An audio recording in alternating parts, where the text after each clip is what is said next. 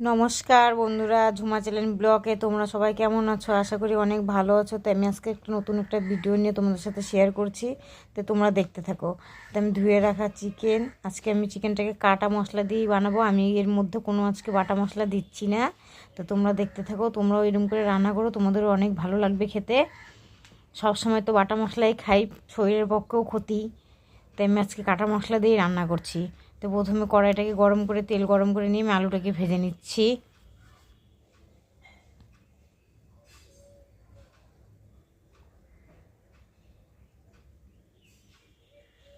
তো আমার আলুটা ভাজা হয়ে গেল,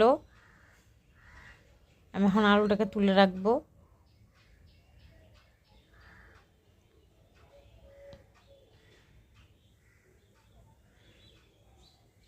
তারপর গরম তেলের মধ্যে জিরা তেজপাতা ফোড়ন দিয়ে দিলাম। আমি প্রথমে পেঁয়াজটা দিয়ে দিলাম, পেঁয়াজটাকে একটু ভালো করে ভেজে নিব।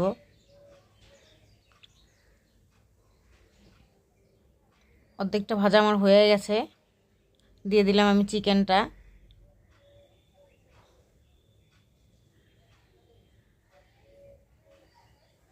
ভালো করে নাড়া দিয়ে নিব।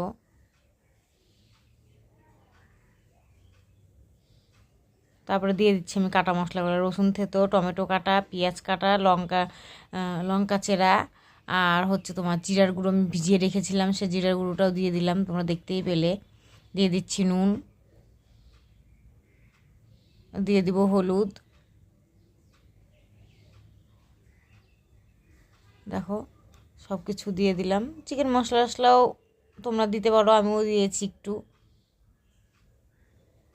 ভালো লাগলে অবশ্যই